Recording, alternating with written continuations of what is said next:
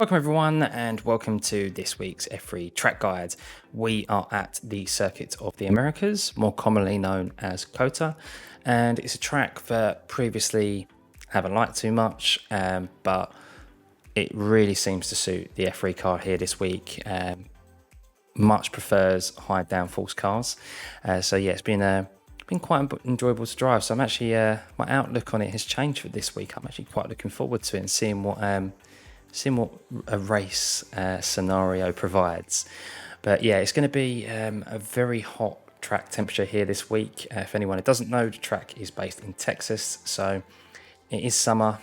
It is kind of to be expected. So track temperatures that I've seen have been ranging from the low 30 mark anywhere up to the high 40s, around 46, 47 degrees. Now the track temperature I set my lap time in, which is a 1:57.8, was kind of towards the lower end, and that was a 33 degree track temperature. So of course, higher the track temperature, the slower the lap times are going to be. Now, what this means is that the tyres here are going to fall off quite considerably. COTA, as you can see, is a very twisty track, very hard on the tyres, especially the rear tyres, and they're going to fall off. The hotter the track temperature is, the quicker they're going to fall off. So if you can look after your tyres here this week, especially within the first half of the race, you're really going to be able to pick up some places and make up some time in that second half. So yeah, definitely something to keep an eye out for. And there's a couple of corners around here which we would discuss in the flying lap analysis, as we're going to keep the same format as last week. There's a couple of corners around here that at the start of the race, or with optimum tyres, you'll be able to take flat, but as the race goes on, it'll be very easy to spin it here, and with that lack of grip. So yeah, just something to be wary of. It's a track, once again, with some very sharp corners, some sharp hairpins, which are gonna, as I think I'm going to put it on a t-shirt, easy on the throttle, because throttle control is very important. Once again, around here you can see so many spinners into a couple of corners, especially that first corner. It's a nightmare. People are just going to get their foot down too quickly and spin the car, because you'll see the steering input that you have as you're going through that corner. So easy to do, bearing in mind. So knowing it, I'm probably going to end up doing it at least one time this week. Hopefully not, but more than likely I will. But yeah, we're going to stick to the same format as last week. I really appreciate your guys' feedback. You seem to like that, like the format of the lap analysis a lot more than the drive-through. I can take feedback if it's to improve the content for you guys. That's what it's all about. So I'm glad you guys enjoyed it. So yeah, we're going to have the flying lap with the far chase camera angle of the flying lap, and then an analysis of that lap, of the flying lap. I feel like I said flying lap a lot there. Let's just say it one more time, flying lap. But yeah, no, once again, hope you guys enjoy it. Hope this makes you more consistent. Takes plenty of time off your lap times this week. Happy racing. Feel free to join my Discord. It will be in the link in the description below.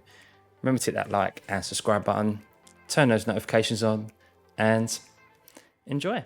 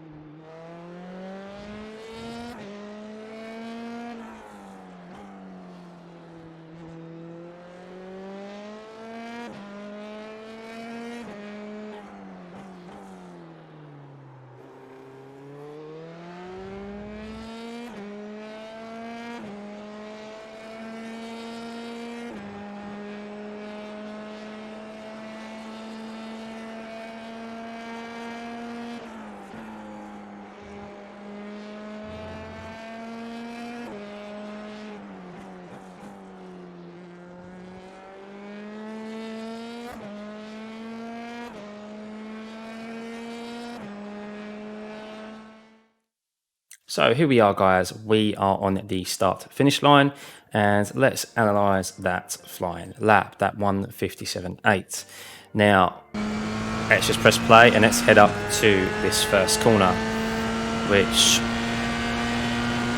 is a bit of a pain. So you are going to be full on the throttle here, as it's a very long straight, prime overtaking opportunity here, but it is a very sharp and difficult corner. Lots of people are going to spin it here this week, especially on the first couple of laps with cold tyres, and just in general throughout the race, just from probably missing their braking marker, and just getting on the throttle too early on the run down the hill. So we're going to really slow this down, and what you're going to do is you're going to hug the right hand side, because we're going to want to open this hairpin up, and it's a very sharp hairpin. And what we're keeping an eye out for is this white line here, which shows the end of the pit lane straight. And what we're going to be doing is we're going to be braking just before that. But as you can see, before I get there, I'm starting to angle my steering wheel into these tyre tracks here, kind of into the center of the track. We're not going to go all the way over because it's too sharp. Because what we want to do in this corner is we want the car to be rolling through this corner. We're not going to have we don't really want to have any trail braking. We don't want to have any throttle. We want to roll this car through the corner with its own momentum. And then as we get through the corner and we're kind of on the downhill, that's when we can then ease on the throttle and shoot down it. So really slow this down. So as you can see, I've just started to brake pretty much as the white line is just in front of my nose. And we're going to slow it down, keeping the wheel straight because I want to brake in a straight line. I don't want to brake while I'm turning the steering wheel, because if you do that, especially at speed, shift down through the gears, the car's just going to rotate from underneath itself. So in this setup, going to be shifting down into second because I want the car to roll through. First gear just slows the car down too much and throws it off. And then once you've got the car really slowed down into second gear, as you can see, little touch of the brake now. I'm only slightly on the brake. We're going to roll this car through. Now, you don't have to get it touching the apex. You don't have to here. As always, stay off the yellow curb. Don't want to touch that at all. Nowhere near as bad as what the next few are, which you're about to see for the S's. But this, you can touch that if you're making an overtake. Highly advised staying off of it. But yeah, we don't have to touch the curb here. So as you can see, I have got a slight little bit of the brake on just my own little peace of mind to keep control of the car. And then as you can see, pretty much as I've got the car, even though my steering wheel is at 90 degrees, and then easing back on the throttle,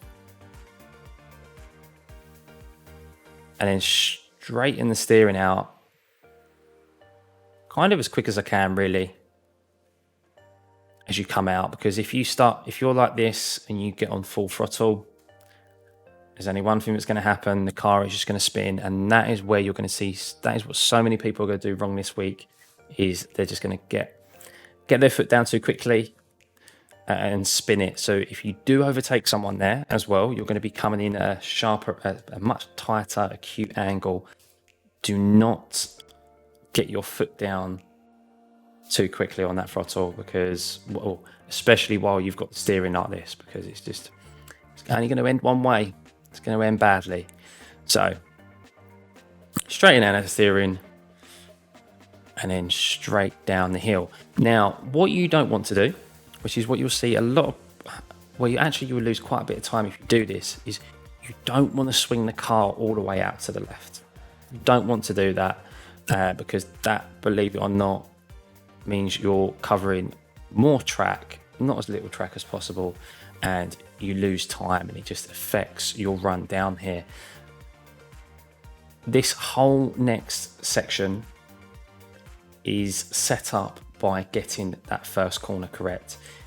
If you lose time on that first corner, you're going to lose time in the next 5 corners because you lose all that momentum going down this hill here, and you just lose that top speed. So the first corner is probably the most important corner on the track, especially when it comes to qualifying times. So we're not going all the way over, as you can see, around about 3/4 over the left-hand side, middle of the track.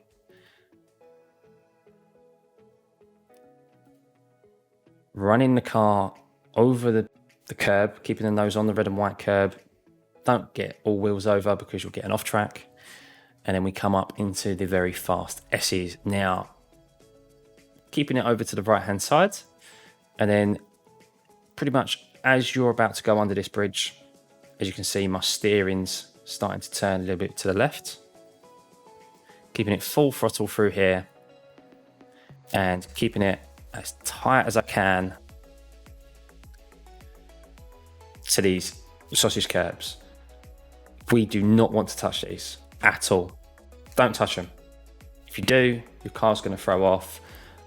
Thankfully, with Circuit of the Americas, it's a very wide open track, so there's a lot of room for you to make an error, shall we say. But if you hit these, we know how fragile these cars are. You're going to end up with front wing damage. You're going to end up with a broken suspension. And you're just, worst case, sometimes you're going through here at full throttle, you hit these, you go off like a rocket, and even though it's wide open, you can still end up in the barriers. So we want to be as tight to these as possible, but without touching them. Full throttle through the first corner, into the entry. And then just as I go past this second yellow curb, as you can see, lift off, slight dab of the brakes. That dab of the brakes just slows the car down enough so that I'm able to turn the car in and get it tight to this yellow curb. If I don't touch the brakes, I'm going to run wide here, and I'm just going to lose time because then I haven't got the optimum entry into the next right-hander. Keeping it tight again, back on the throttle. lifting off. Very important to just watch and analyze my throttle inputs through here. I then shift down into fourth because we've then got another long right-hander.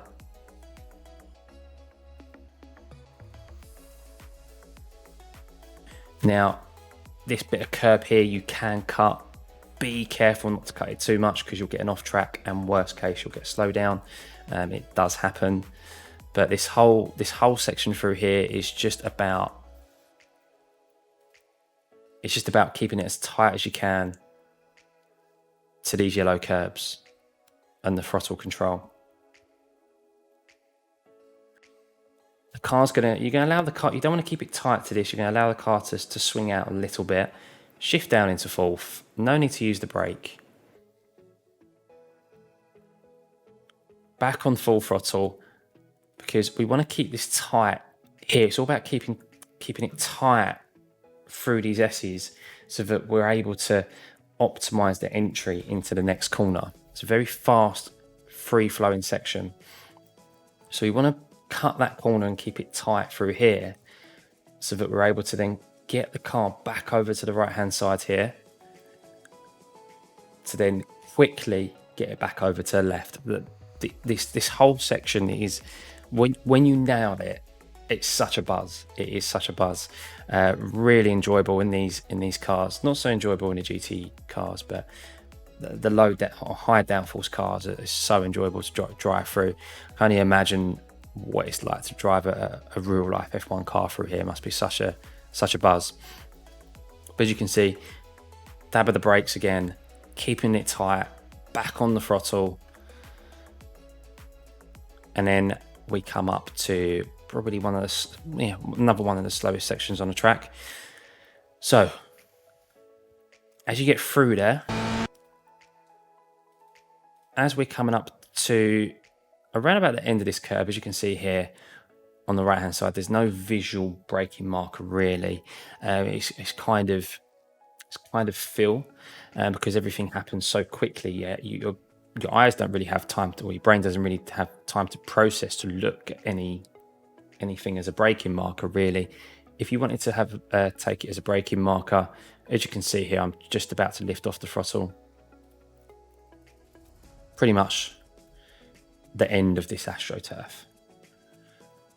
But we get hard on the brakes, shift down into third, and we want to roll this car up the red and white curb here. As you can see, the nose, even though it's blocked here by my hand, or by the virtual hand, the nose is on this red and white curb, because we've still got two wheels here on the track, so we're not getting an off track. Back on the throttle as we get up. Now, it's tempting, but do not take this corner here full throttle. It isn't full throttle because it's kind of, you go over a little crest here that you'll see, and it actually throws the car off a little bit. So if you go through here in full throttle, you'll get a massive snap of oversteer. If you catch it, you're going to lose a lot of time. Worst case, you're going to spin. But likewise, as we did with the S's before, as the previous section, we want to keep it tight as we can to this sausage curb without touching it. So as you can see, I'm on half throttle, so I did have a slight lift of the throttle through here. And then I'm back full on the throttle. And then here we've got like a little dip that the track runs round to the left here, and there's a little dip here. Now, this is another thing, we can cut this corner just a little bit, but don't cut it too much because you will get an off track. As you can see, making sure the middle, or the antenna, is going over the corner, making sure we've still got two wheels on the right on the track, so we won't get an off track. And here we come to a dreaded corner. I don't like this corner. Circuit of the Americas isn't kind to single monitor users. The first corner is a very sharp hairpin, and this one is as well. So for you single monitor users, it's going to be quite difficult to get this right every single time. It's just about limiting those mistakes and just trying to get through this as best as you can. So what we're keeping an eye out for is this line here, which is pretty much in line with a 100 marker. And we're going to be braking just after it, as you can see, probably around about 80, if there was an 80 board, an 80 marker. Now, we're going to get the car shifting down into second again. You're going to hang the car, bring the car in slightly so that it holds the middle of the track. And then start to turn in. Now, with a single monitor, depending on how large your field of view is, you're not going to see this until kind of quite late. So you need to just try and follow this as best as you can, and turn in as best as you can. Really, it's a very, from my personal experience, it's a very difficult one to try to nail every single time, just because you can't look into that corner like you can with VR, or have the wide field of view that an ultra wide or a triple monitor setup does. So yeah, you're just gonna have to bite your lip with this one and just accept your fate that you're not going to nail it every single time. It's unfortunate,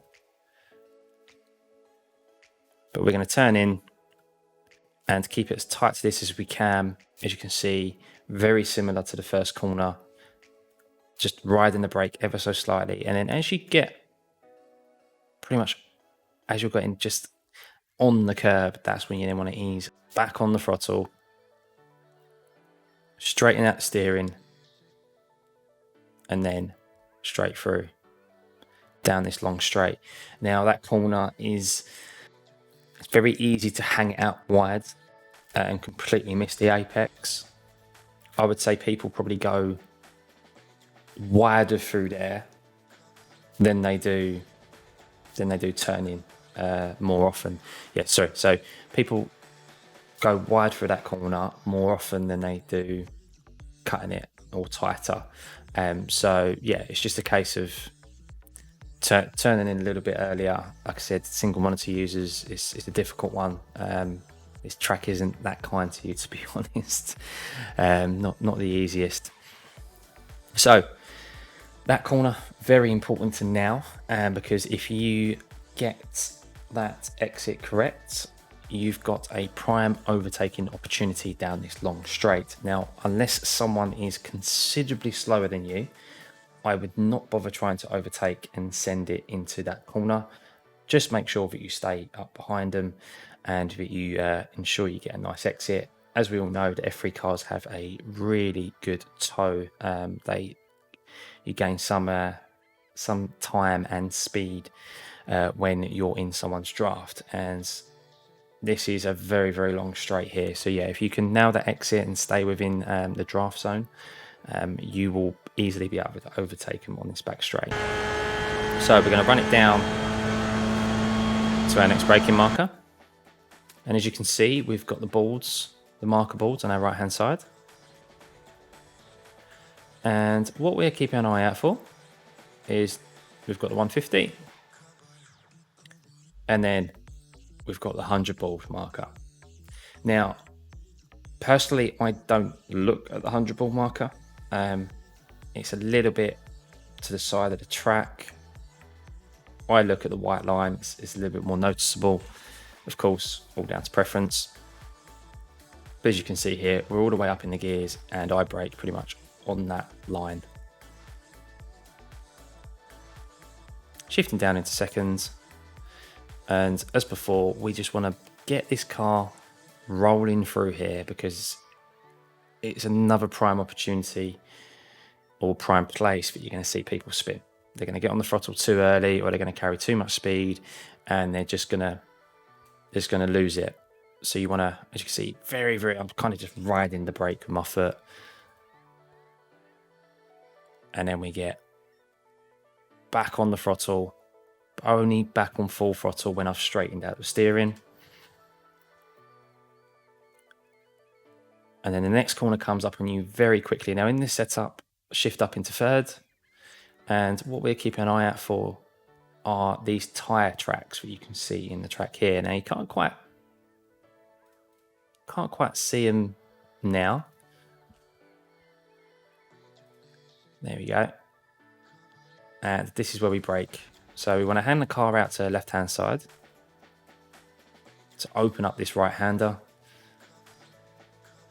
Shift down into seconds because it just gives us that extra rotation of the car, gets the car turning in. As we have done with all the previous corners, keeping it tight to this sausage curb, but without actually getting on it. And then we're easing on the throttle again.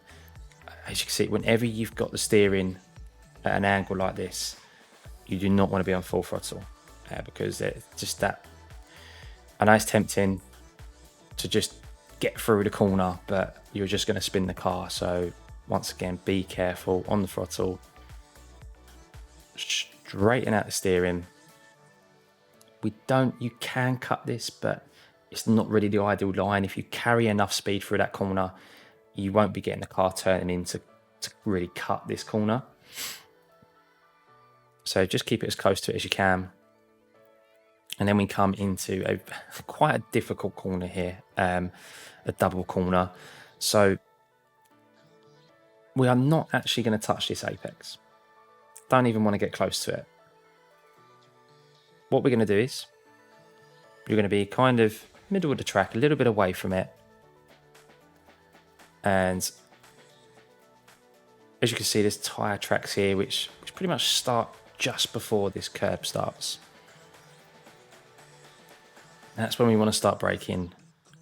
Shift down into second. So the car's actually going to be, when you're braking, you're actually going to be moving away from this corner. And then we're going to be swinging it back in. So make sure you shift down into second first in this setup. Not sure what the other setups are like, but the line and the braking will be the same. Because what we're doing is we're not going all the way out, but we're going far enough out so that we can bring the car open this corner. It's a very difficult one. So you don't want to stay tight and then be tight, because you're just going to lose so much time and someone could overtake you here and get a better drive out of the corner. So it's all about optimizing the exit. Shifting down into second. As you can see, riding the brake a little bit as before. A corner that there is a lot of time to be gained here, under braking. Yeah, I probably could have gained a little bit of time here.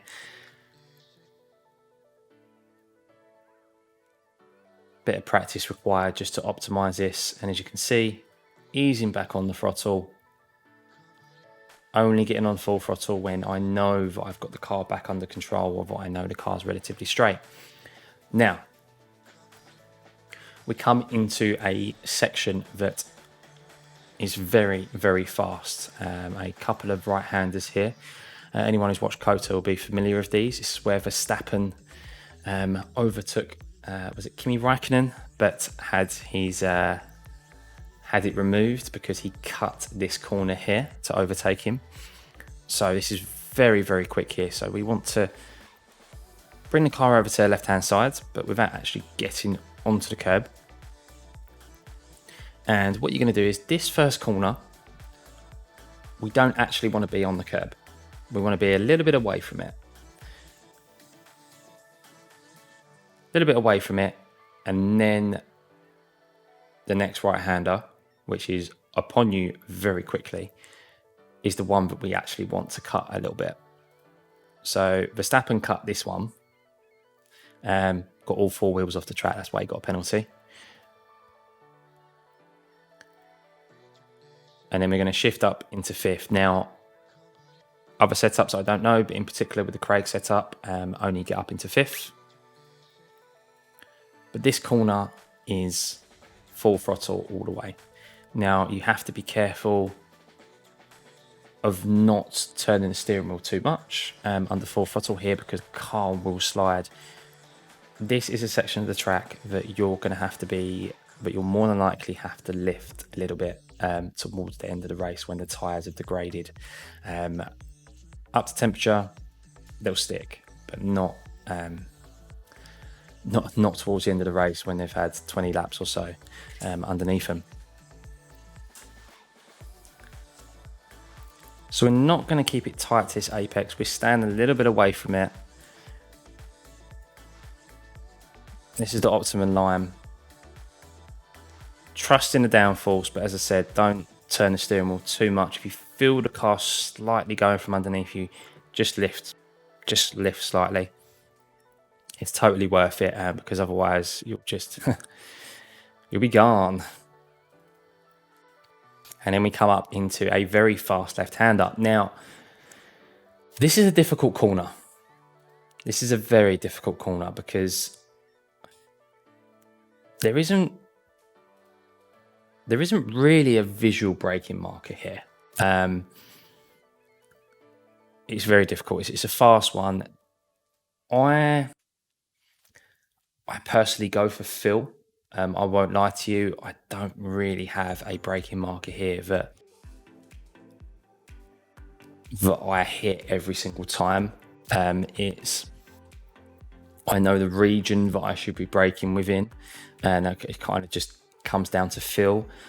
What I have noticed upon reflection is that as I because this isn't my actual field of view, but as this black board here on the right hand side pretty much kind of comes into view or comes into kind of alongside me on my right hand side, because everything is a little bit closer when I've got the headset on, and will be for you guys in your field of view as well. That's when I brake. So it's mainly feel. I do notice this black board in my peripheral vision, and now I know that's my braking marker.